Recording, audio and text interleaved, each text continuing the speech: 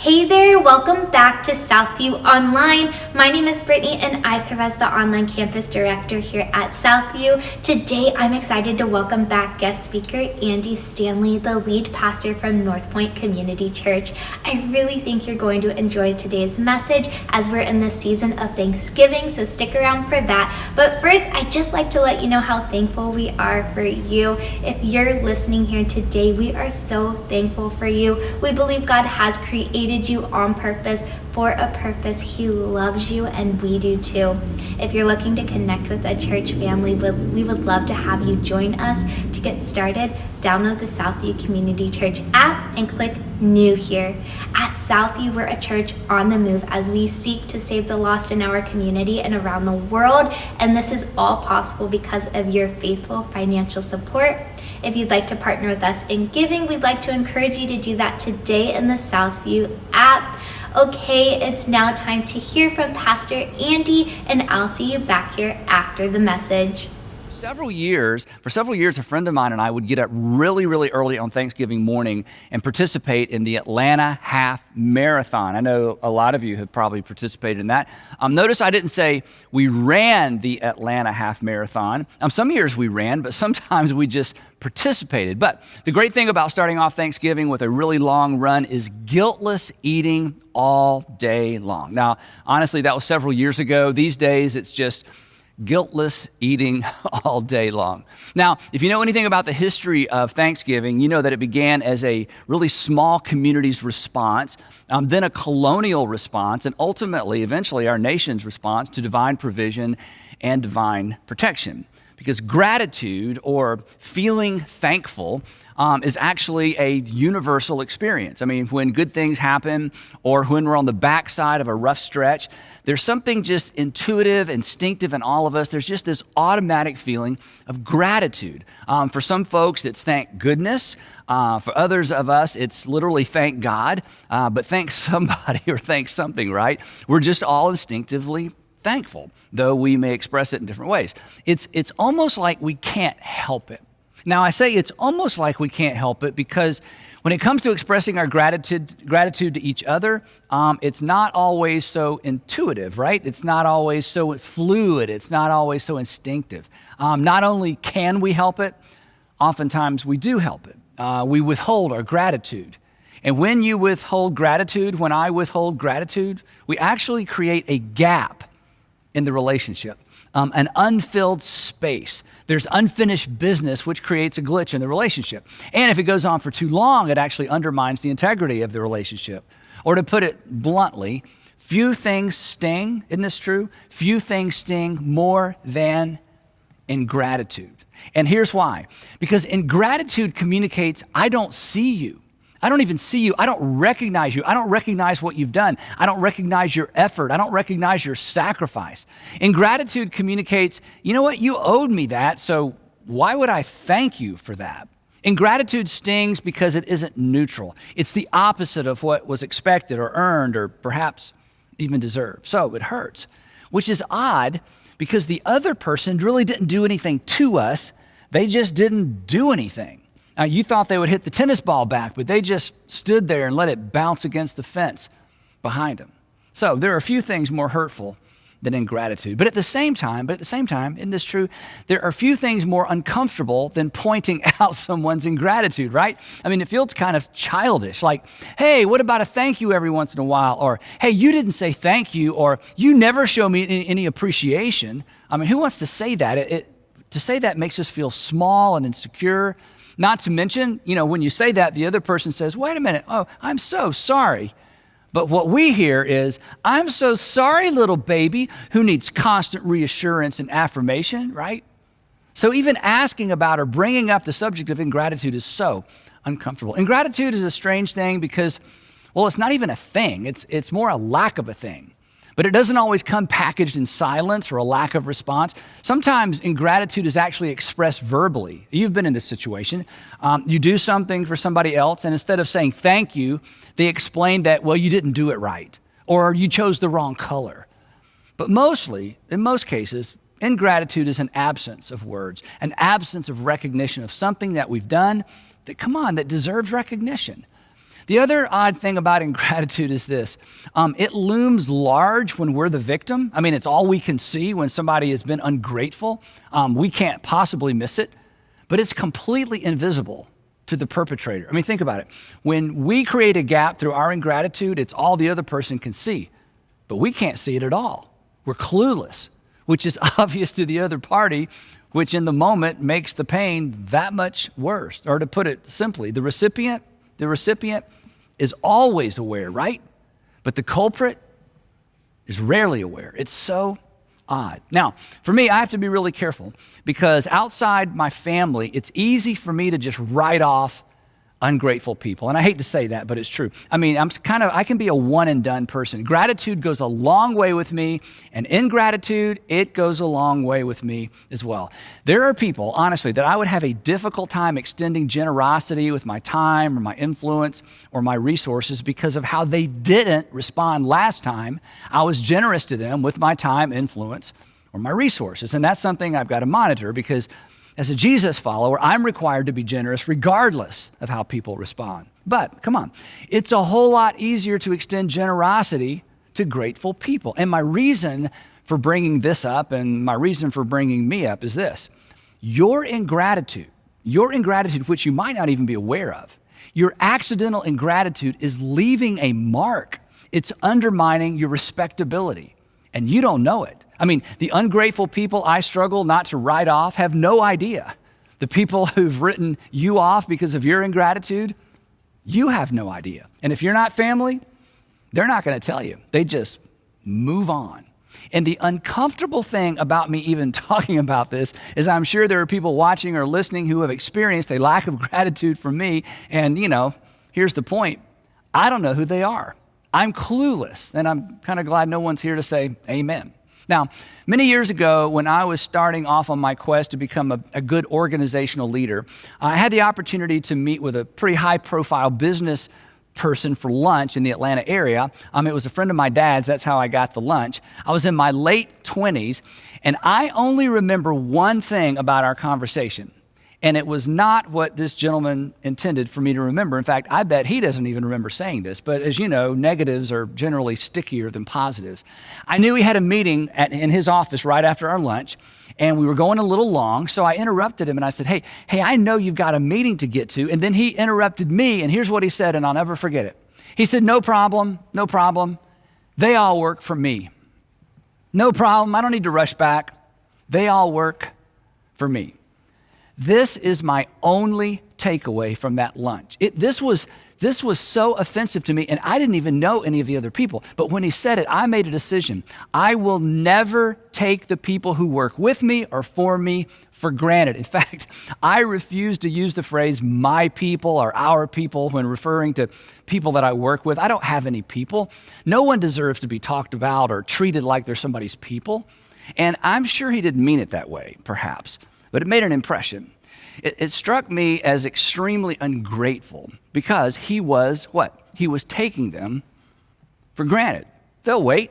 They've got nothing better to do. They owe me. I don't owe them. Have you ever felt taken for granted? It's terrible, isn't it? It's dehumanizing. It's one of the worst things you can experience on planet Earth. Now, moving on. If you've ever been accused, think about this. If you've ever been accused, and we all have, if you've ever been accused of being ungrateful, if you're like most people, you probably got defensive. And the reason you got defensive is because you felt like somebody was accusing you of not feeling something. Isn't that true? Somebody says, I don't feel like you're grateful. I think you take me for granted. And we immediately get defensive and we're like, oh no, and we feel like they're judging us. And we get defensive because we think, hey, how could you possibly know how I feel? Which of course is the point. They don't know how we feel. They know how they feel. They feel unappreciated. They feel taken for granted. But we feel otherwise, so we push back and we get defensive. And we say things like this, but I am grateful. Translated, I am grateful on the inside. I have grateful thoughts and feelings towards you, which, while it's true, it's meaningless, isn't it? Because, and this is the point of today's discussion, unexpressed gratitude, think about it, unexpressed gratitude is actually experienced by the other person as ingratitude. Unexpressed gratitude is experienced by the other person as the opposite of what we convince ourselves we really feel and we really think. Through the years, I've met with lots of men in particular who are super busy and find themselves a little bit alienated from their families and their children. And here's the advice I always give them. I say, look, you love your kids in your heart, but you don't love your kids on your calendar. And the calendar is what counts. The calendar is what connects. The calendar is what communicates what you feel. And the same goes for gratitude. It's the expression of gratitude. It's the expression of gratitude, not the emotion that completes the circle, that closes the gap, that maintains the connection. Or to put it another way, gratitude and ingratitude are relationally determinative. This is so important. Gratitude and ingratitude actually determine how much of you're willing to entrust to someone else, and it determines how much he or she is willing to entrust to you.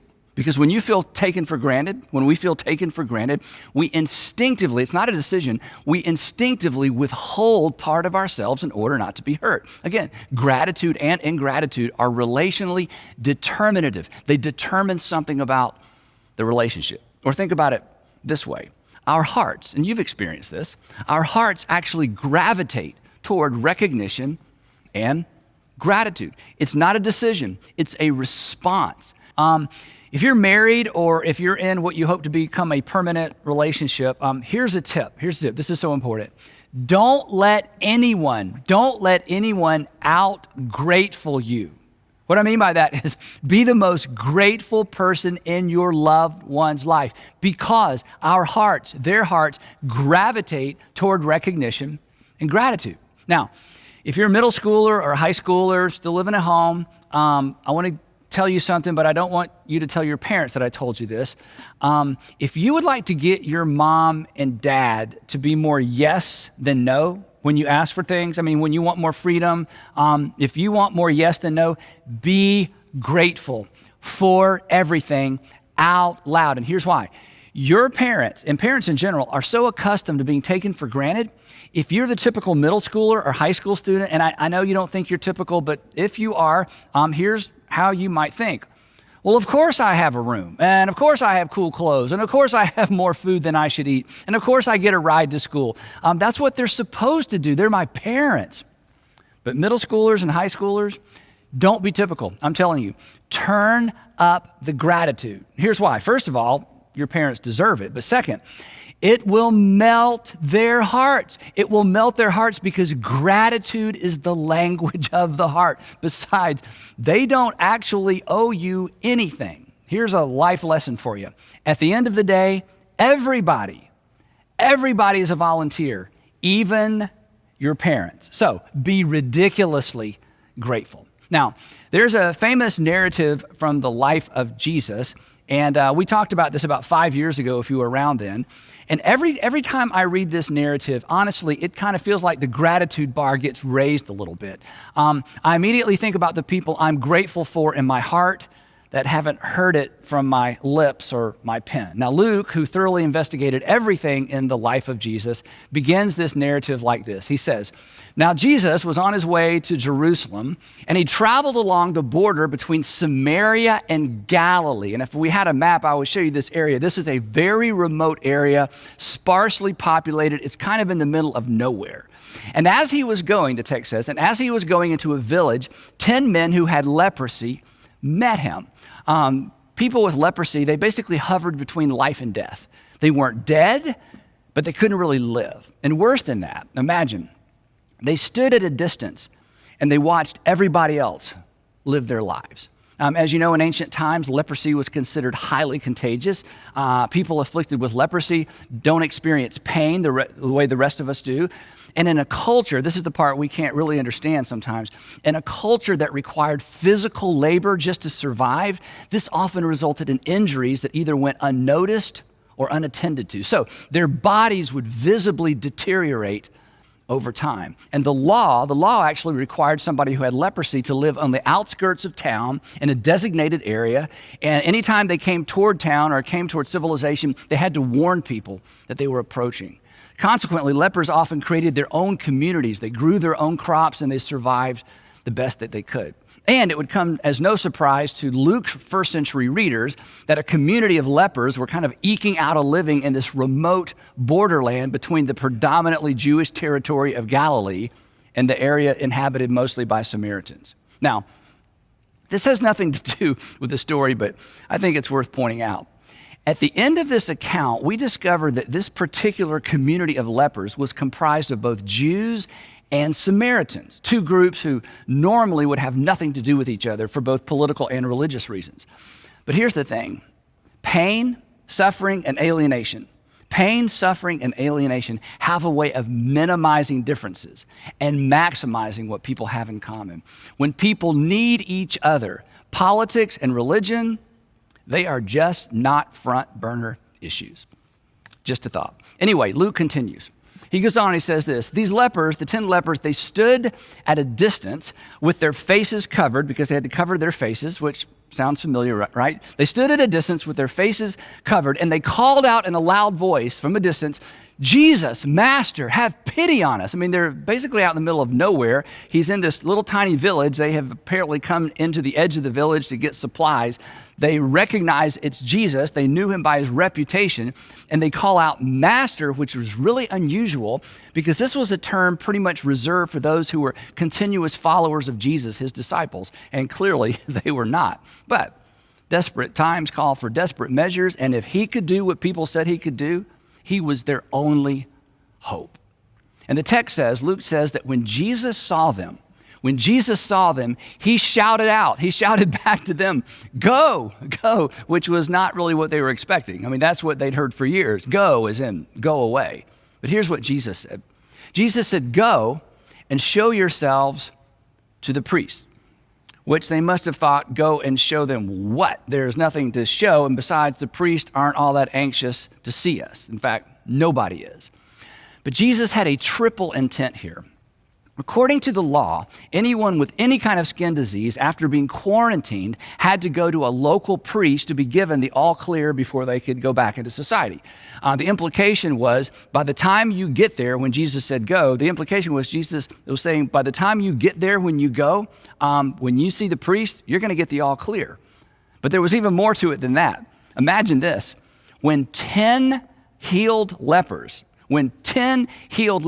show up, the priest would certainly ask how all 10 of them were healed, and that would be an unprecedented event, and it would clearly be a miracle, which again would add to Jesus' reputation. It would be impossible to argue that something extraordinary hadn't happened. And here's the third thing: their willingness to go before anything had changed would certainly be an expression of extraordinary faith in Jesus. And if nothing changed on the way, it would make fools of the lepers. So there was a lot at stake, and there was a lot behind this request to go. So if you're in their situation, what do you do in a situation like that? It reminds me of the advice that my great-grandfather gave my father when my father was a teenager. He said this. He said, "Grandson, if God tells you to run your head through a brick wall, start running and trust God to make a hole." So Jesus said, "Go," and they went, and not because it made any sense, but because Jesus told them to go. And you probably remember what happened next. And as they went, as they obeyed, as they went, they were cleansed. They literally walked by faith. This is a phrase we throw around a lot in the church and in Christianity, to walk by faith. This is literally what it means to walk by faith. They responded to the promise and the prompting of Jesus before they knew the outcome. That's what it means to walk by faith. But then the twist in the story, and the reason we're even talking about this. One of these lepers, when he saw he was healed, he turned around and he came back. He turned around, he returned, he completed the loop, he filled the gap. He came back, the text says, praising God in a loud voice, and he literally threw himself at Jesus' feet and thanked him. No more social distancing. He walked right up to Jesus and fell at his feet. He was not content. He was not content to feel grateful. He demonstrated it. He expressed it. And think about it, as much as he was ready to get back to living among the living, as much as he wanted to put all of this behind him, he knew he had to close the gratitude loop. After all, Jesus had just given him his life back. So he did what we all need to do. He went back to thank the one who had enabled him to move forward. He went back to thank the one who enabled him to move forward with his life. And Luke, looking back over the story arc of Jesus' life, I think he must have smiled when he penned these next 4 words in Greek, 5 words in English. And he, talking about the leper, and he was a Samaritan.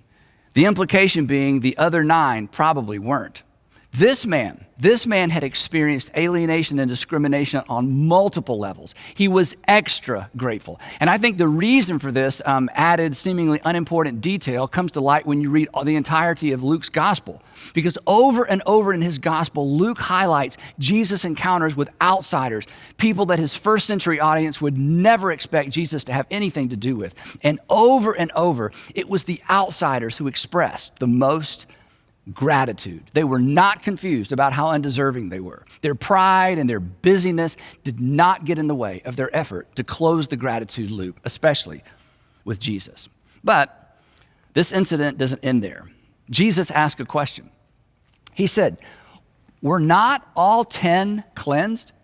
Where are the other 9? Now, in the Greek text, it's interesting because the interrogative where is actually at the end of the sentence for emphasis. Here's how it reads in the Greek. Literally, the 9, where? The 9, where are they?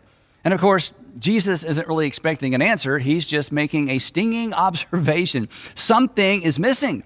Someone is missing. Some ones are missing. The other 9 have missed the moment. The other 9 have missed their opportunity. Something was missing, incomplete, unfinished, open-ended. The circle isn't closed.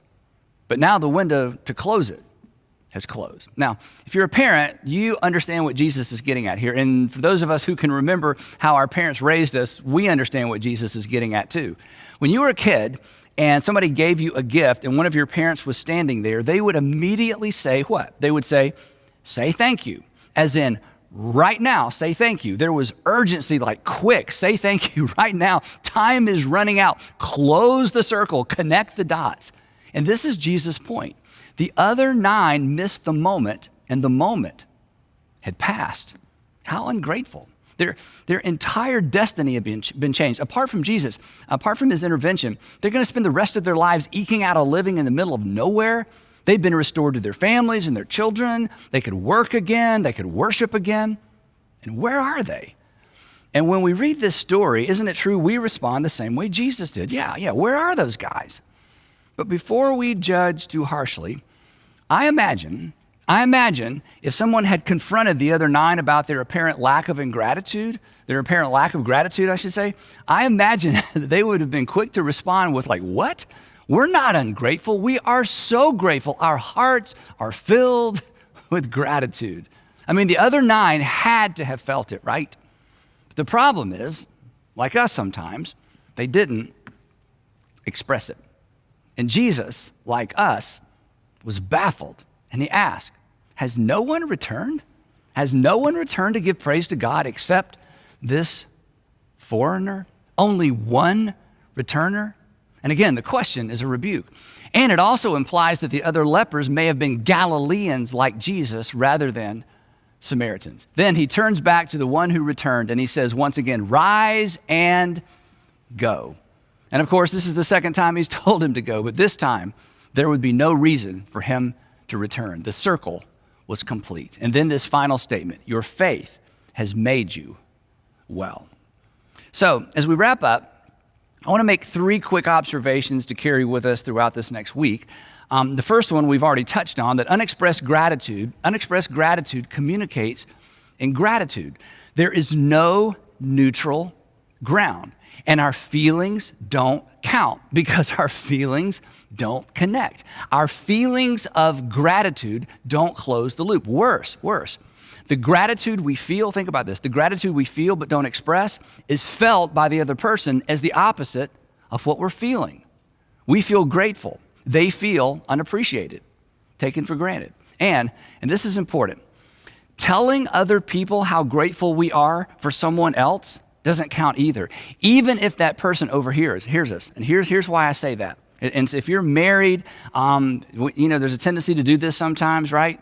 Bragging on your spouse to other people in front of your spouse, but never bragging on your spouse to him or to her privately, never expressing gratitude directly to them, does not close the loop. In fact, in some cases, in some instances, expressing gratitude to other people about something rather than to that person can actually be insulting.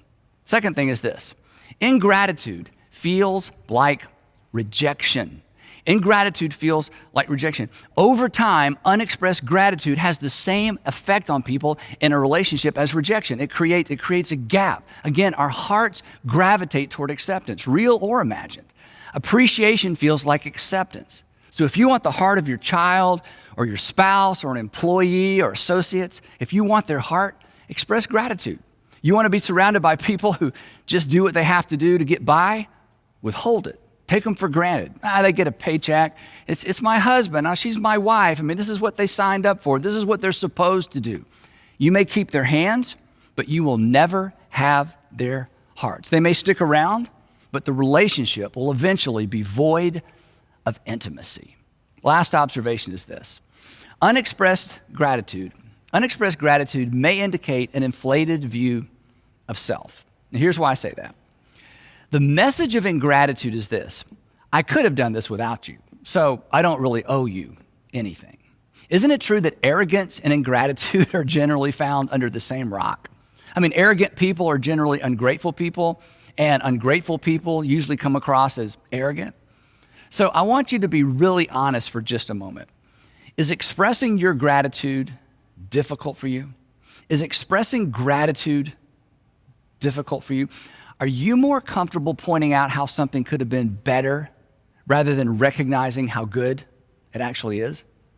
If so, have you ever done any work digging around trying to figure out why you're kind of wired that way? If not, I'll give you a starting point. Here's a hint.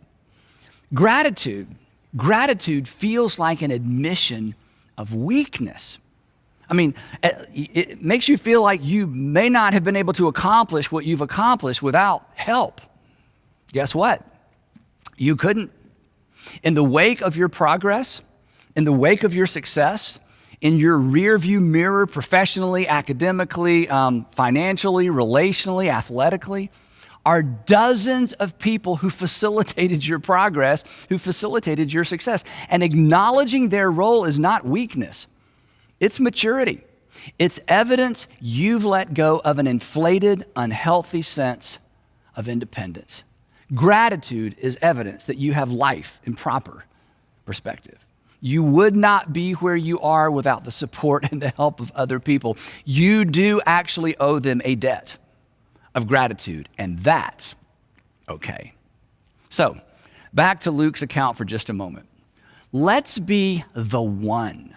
Let's be the one rather than the 9. Let's make up our mind to be like the one who went back to thank the one who enabled him to move forward. Why not make it a habit of our lives to go back to the people who've allowed us to move forward? So here's a question. Who helped you move forward? Who helps you move forward? Have you thanked them recently? Sure you pay them. I'm sure they married you. I'm sure it's your mom, right? But have you expressed your gratitude lately? You may feel it when you think about it, but have you expressed it? And if not, why not? Could it be you are in fact more like the 9 than the 1? That you took what was given, you got distracted by the new opportunity, the new freedom, the new recognition, and then you just went on your merry way without circling back to say thank you? If somebody told your story, or when somebody tells your story, will you be the story of the 1 or the story of the 9? And here's some good news. You get to decide.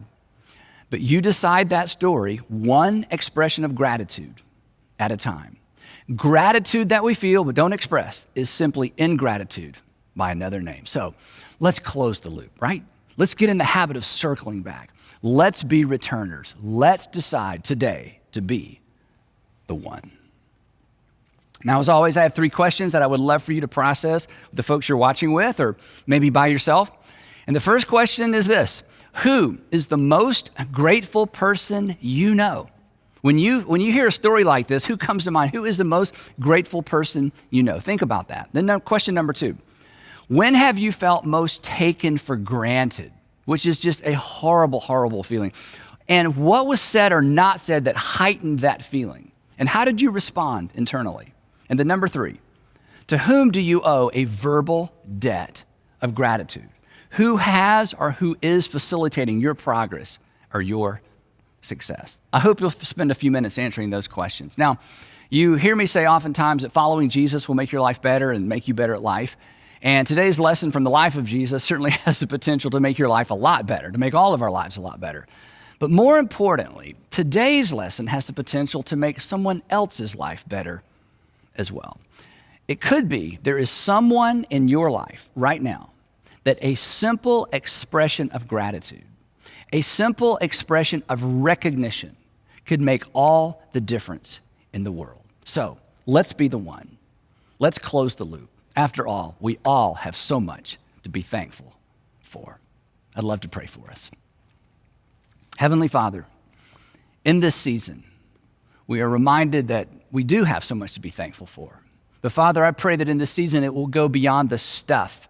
It will go beyond the opportunities, would go beyond the blessings that we know we don't deserve. And Father, that you would give us a sense of who it is around us that needs to hear from us this week, perhaps needs to hear from us today. Give us the courage to break through our pride. Give us the courage to acknowledge those who've helped us. And then, Father, give us the wisdom to know how to express our gratitude in such a way that it connects, that it reconnects, and perhaps heals. And we ask all of this in the matchless name of Jesus, to whom we are so grateful. Amen. That's it for now. We would love for you to join us again next weekend for Church Online. You can watch on demand on our YouTube or Facebook page or by downloading the Southview Community Church app. If you're local to the Northern Virginia area, we would love for you to join us in person on Sundays at 10 a.m. As always, for ways to get connected with our church and to check out our upcoming events, check out the Southview Community Church app, or you can head on over to southview.org/Sunday. I'll see you next time.